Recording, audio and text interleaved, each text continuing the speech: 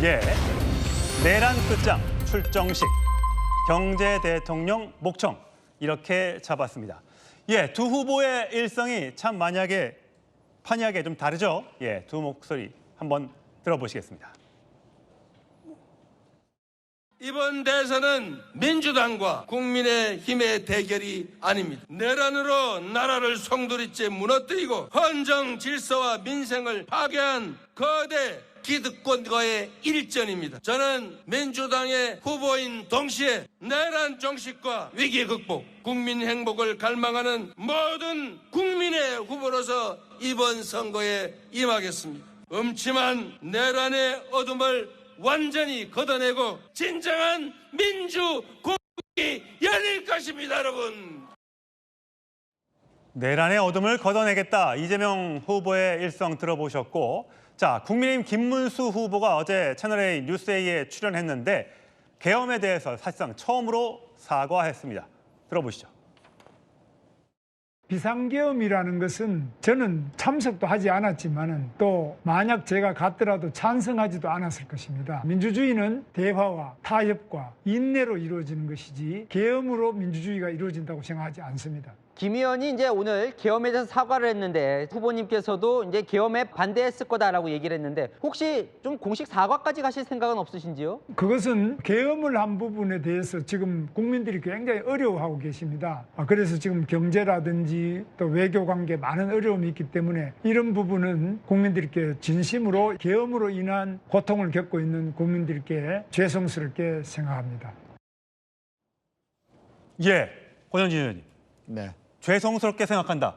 김문수 후보의 첫 사과 어떻게 평가하십니까? 김문수 후보도 그동안 사실은 계엄을 찬성하고 두둔한 건 아니죠. 예. 다만 이제 국회에서 민주당 의원께서 대정부 질문을 하면서 국무위원들 다 일어서라고 그리고 사과하라고 할 때 그때 꼿꼿하게 앉아 있는 것 때문에 이제 꼿꼿 장수고 마치 계엄에는 또 동조하는 것처럼 그렇게 얘기가 되는데 김문수 후보는 이미 정치한 지 30년입니다. 또 예. 저분이 민주화 투사였고 그런 면에서 계엄 찬성한다는 건 말도 안 되죠. 그런 면에서 어제 결국은 선거운동 첫날 그 모든 후보들의 행보에 따라서 선거 전체의 이 컨셉이라든지 그 후보들이 선거운동 기간 내내 국민들에게 내보이려고 하는 메인 요리는 무엇이고 또 사이드 디쉬는 무엇인가가 다 드러나는데요. 어제 아마 김문수 후보의 주 메뉴 국민들에게 드리고 싶었던 거는 새벽 5시 지금 가락시장부터 시작하지 않으셨습니까? 자기가 살아온 길이 서민의 삶을 살아왔고 청빈한 삶을 살아왔기 때문에 거기에 맞는 컨셉으로 새벽 5시에 가락시장을 가서 자기는 서민 대통령, 민생 대통령이 되겠다. 이게 이제 어떻게 보면은 김문수 후보의 메시지죠. 예. 그러나 또 한편으로는 민주당이나 이 야권에서는 계속해서 이제 이 탄핵과 그리고 내란 프레임을 가지고 김문수 후보를 계속 공격할 테니까 예. 그러면은 그것으로부터 이제 조금 더 자유롭게 자기가 하고 싶은 메시지는 계속해서 키우고 그리고 또 나머지 공격은 방어하기 위한 걸로 사이드 메뉴로 어제 김문수 후보가 내놓았던 것이 35세의 가장 젊은 초선 비대위원장 그리고 그와 함께 계엄에 대해서 국민들에게 다시 한번 자기 입장을 분명히 밝혀주는 것 이것으로 이제 선거운동을 시작을 했고요. 또 이재명 후보 같은 경우는 이제 광화문 광장에서 이건 결과적으로는 이재명 후보는 이번 선거를 내란 종식 선거로 자기가 당선되는 것이 결국은 이 계엄으로 인해서 빚어진 내란 국면을 종식하고 빛의 혁명을 완수하는 거다. 이런 차원에서 어떻게 보면은 광화문 광장에서 첫 일정을 시작한 그런 어떻게 보면은 내란 종식과 새로운 민주질서의 회복이라는 지도자상과 그리고 서민 대통령, 민생 대통령상이 대비되는 것이었고 또 어찌 보면은 이 자기들의 약점이라 그럴까 이런 부분들을 가리기 위해서 이재명 후보는 방탄복, 흰색 방탄복을 그냥 국민들에게 다 노출시켰습니다. 노출시키면서 아직도 우리나라가 이렇게 위험하다라는 부분들을 더 강조하는 것, 그런 부분들을 가지고 선거 캠페인의 첫날을 보냈다고 한다면은 이제 김문수 후보는 서민 대통령, 민생 대통령의 메시지에다가 계엄에 대한 알겠습니다. 다시 한번 사과 예. 이렇게 가는 프레임으로 짜여졌다 그렇게 봅니다. 예, 복경 의원님. 네. 어떻습니까? 지금 내란 종식이라는 그 키워드가 더 중요한 겁니까? 민주당에선 아니면 이재명 후보가 늘 얘기했던 민생 먹고 살기, 먹사니즘 이게 더 중요한 키워드입니까? 어떤 것을 더 중요하다라고 말씀드리기가 좀 어려울 정도로 우선은 내란을 극복하고 종식시키지 않으면 그 다음에 민생 경제를 살릴 수 있는 방법이 없는 거 아니겠습니까? 그래서 이 두 가지는 동전의 양면처럼 붙어 있는 겁니다. 두 가지 수레바퀴로 같이 가는 거다. 그렇습니다. 동전이 앞뒷면이 붙어 있을 때 동전인 것처럼 내란을 종식시킬 때 향후에 대한민국의 설계를 할 수가 있고 뭐 경제, 외교, 통일, 문화 각 분야의 비전을 만들 수가 있는데 지금 같아서는 계속해서 내란의 여진이 남아있는 상태 속에서는 우리가 할 수 있는 일이 아무것도 없다. 그렇기 때문에 이 두 가지를 무엇을 우위에 두고가 아니라 동시에 함께 추진할 것이다 라고 이제 받아들이시면 될 것 같고요. 좀 전에 말씀하셨던 그 김문수 후보가 사과를 했다라고 하는데 예. 그 사과는 사과가 아니죠. 왜 아닙니까? 계엄이 국민들에게 불편을 드린 부분에 대해서 죄송합니다 예. 라는 거예요. 이거는 일종의 국가 정책이 제대로 안 먹혔습니다. 이 정책이 국민들에게 불편을 드렸습니다 라는 뉘앙스의 사과거든요. 그런데 김문수 후보는 분명히 밝혔습니다. 본인은 계엄을 반대한다. 그리고 본인이 국무회의에 참석했더라면 반대 의사를 밝혔을 것이다. 예. 라고 하는데 근데 그 뒤가 중요합니다. 하지만 이 계엄은 대통령의 비상한 권한이다. 그러하기 때문에 이거를 위헌위법하다고 생각하지 않는다라는 입장을 갖고 있었어요.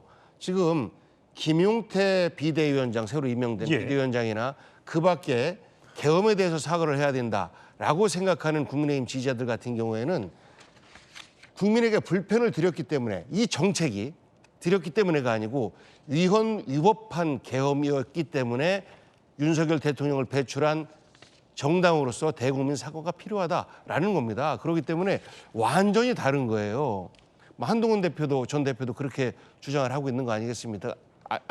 그래서 저는 김문수 후보가 정말 계엄의 공을 건너고 탄핵의 강을 건너려면 본인이 과거에 취했던 탄핵에 반대했던 입장 그리고 계엄은 위헌위법하지 않다라고 견지했던 본인의 입장에 대해서 사과를 해야 합니다. 그리고 이것에 대한 책임을 분명하게 윤석열 대통령에 묻고 본인과 국민의힘과 윤석열 대통령을 분리하는 예. 이런 과정들이 따를 때에 대국민 사과가 먹히는 것이지 지금처럼 어물쩍 계엄은 정당했으나 정책 자체가 국민들에게 불편을 드렸습니다라는 뉘앙스의 사과는 저는 사과가 아니다라고 생각합니다. 예, 똑같은 사과를 저희 채널A에 김문수 후보가 했는데 권영진 의원이 생각하시는 사과와 이 복경 의원이 생각하시는 사과가 참 많이 다른 것 같습니다. 판단은 국민 여러분들께서 하시겠죠. 유권자들이 이건 진정한 사과다. 아니 좀 부족한 것 같다. 더 많은 내용이 필요하다라고 판단하시는 아마 앞으로 나올 여론조사 등등에 반영이 되지 않겠습니까? 이 부분 계속해서 저희가 주목해 보도록 하겠습니다. 김광상 변호사 보시기에는 이번 선거의 가장 큰 키워드는 뭘 것 같으세요?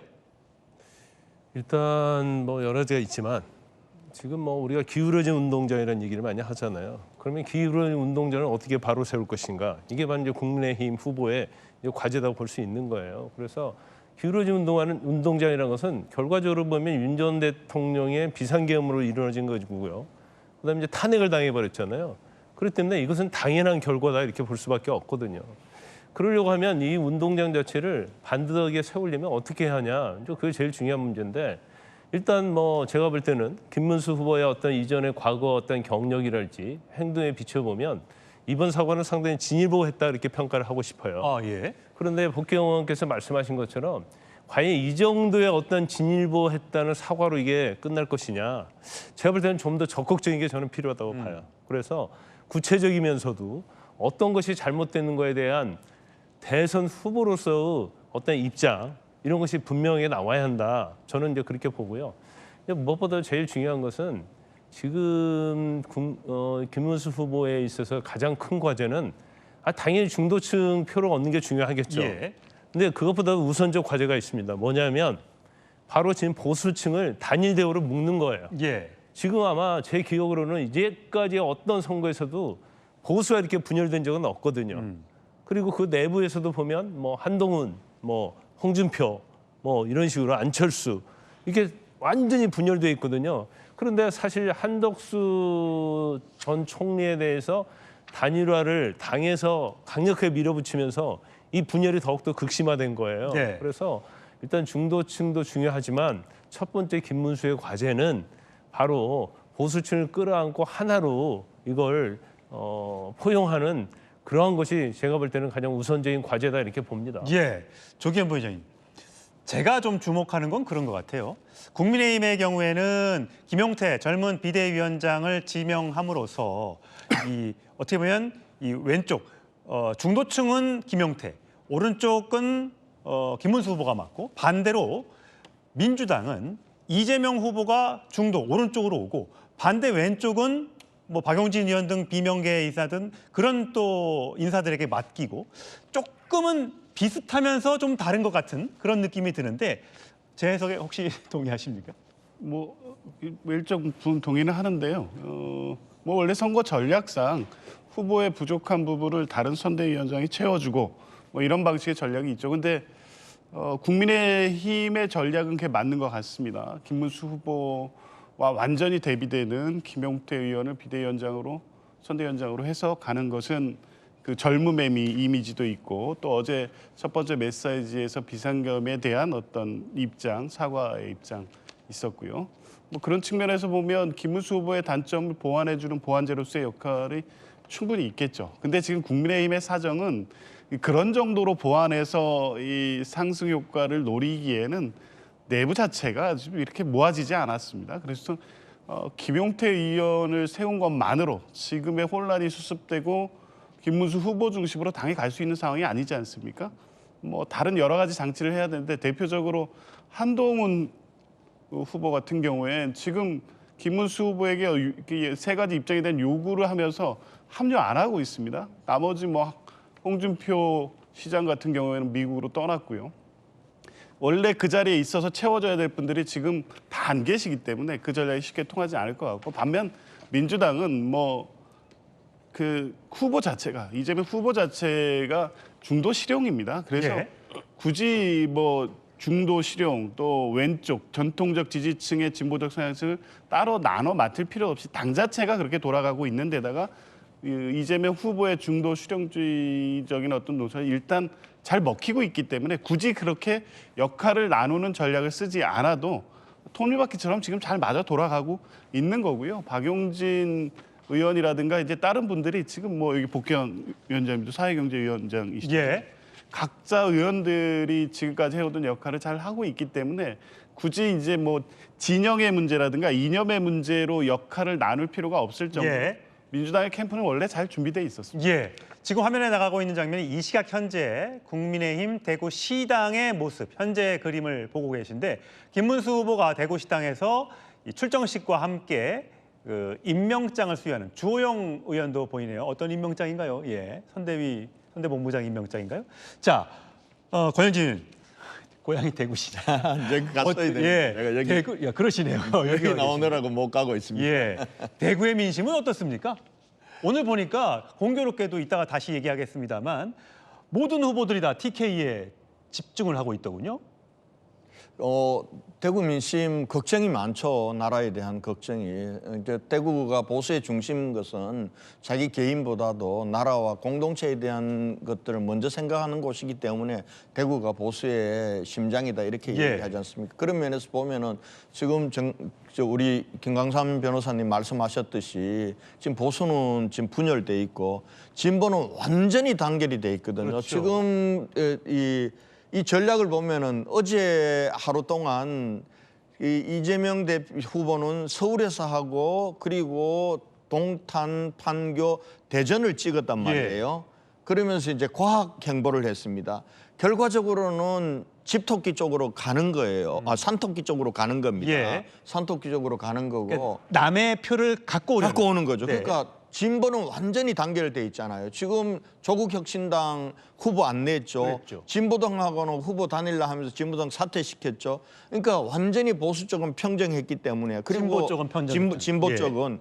그리고 당은 완전히 일사불란하게 움직이잖아요. 그러니까 이재명 후보가 어떻게 행보를 해도 당 내에서나 진보 지역 내에서는 소위 말해서 비판이 안 나오는 거죠. 그러니까 자신 있게 그동안의 색깔과는 다르게 갈 수 있는 그런 걸 하고 있는데 반해서 지금 우리 이 보수 그리고 국민의힘 같은 경우는 지금 뭐 경선에 나왔던 후보들 최종 이 단일화 했던 후보들조차도 선대위에 자칫 들어오질 않잖아요. 지금 들어오질 않죠. 그리고 또 유력한 경선 후보 중에 한 분이셨던 홍준표 전 대구시장께서는 그냥 결선에 못 올라가자마자 탈당하고 그냥 미국으로 떠나버리시고 이렇게 분열이 돼 있으니까 다들 걱정이시죠. 예. 어제 서문시장에 그래도 굉장히 많은 어제 대구 시민들이 모였습니다. 예. 모였는데 전에 비해서는 아직 동력이 많이 떨어지는 것 같아요. 그런 면에서 보면은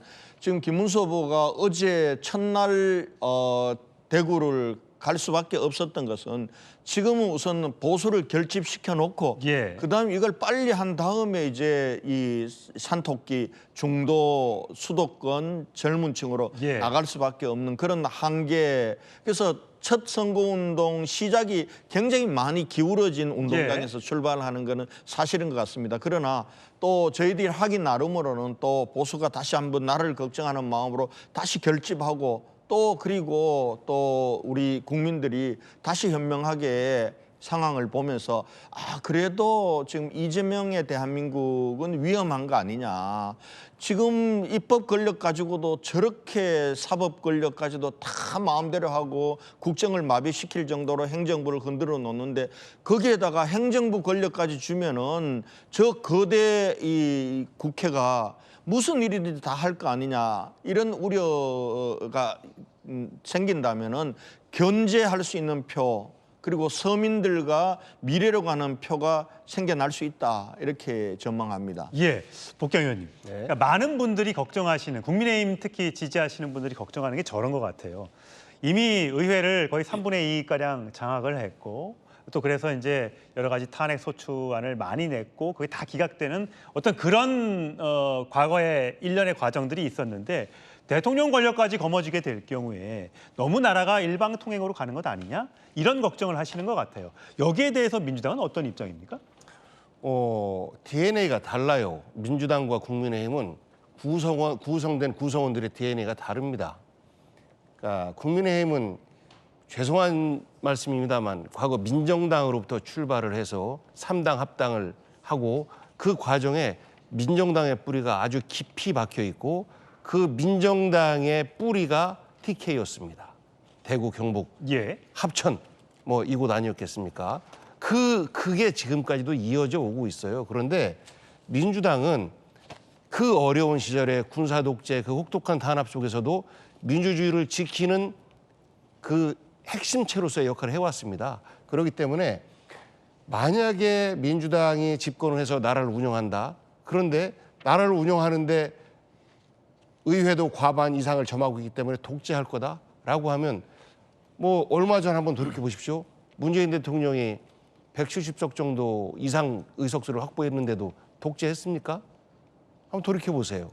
만약에 민주당 출신의 누군가가 그 사람이 대통령이라 할지라도 조금이라도 독재를 하려고 한다라고 하면 그 내부에서 용서하지 않을 겁니다. 그것이 민주당이 가지고 있는 민주주의적 DNA예요. 국민의힘에서 얘기하는 건 그거더라고요. 그러니까 문재인 전 대통령 같은 경우 시작할 때는 그렇게 많은 의석이 있었던 건 아니고 코로나 시기를 겪으면서 그때 갑자기 많은 의석을 갖게 된 거기 때문에 시작할 때 처음에 이재명 후보가 만약에 당선될 경우에는 이 거대 의석이 너무나 큰 권력이 되는 것 아니냐 이 걱정을 하시는 거예요. 그러니까요. 이거 시작할 때는 권력이고 그럼 중간이면 권력이 아닙니까? 똑같은 거예요.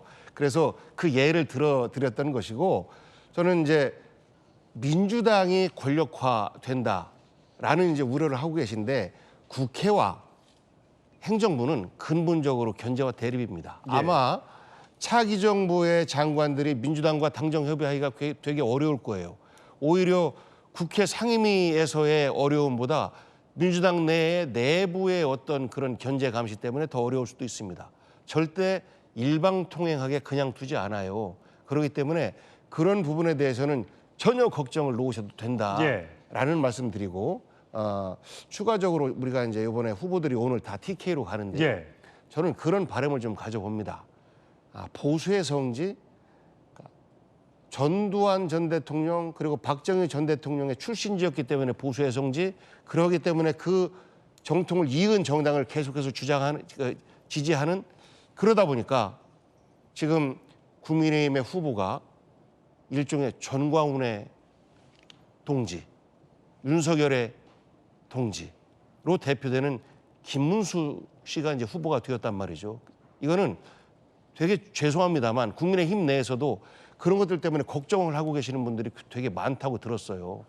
그러니까 극보수화되고 있는 국민의힘에 대해서 과연 TK가 과거처럼 그냥 지지할 것인가? 저는 이것에 대해서 예. 조금은 다른 반응을 보이지 않겠느냐 이렇게 전망을 하고 예. 그 가까운 예가 안동이 이재명 후보의 고향이죠? 고향인데 예. 안동에서 안동 유림분들께서 이재명 후보를 지지하는 이런 움직임도 보였다라는 부분에 있어서 이번 대선에서는 대구 경북이 조금 다른 모습을 보여주지 않을까라는 예. 기대를 좀 갖고 있습니다. 그러니까 사실 과거보다는 지역 감정이 많이 사라졌다고는 합니다만 민주당이 TK에서 목표 투표율 40%라고 한 거죠. 네. 예.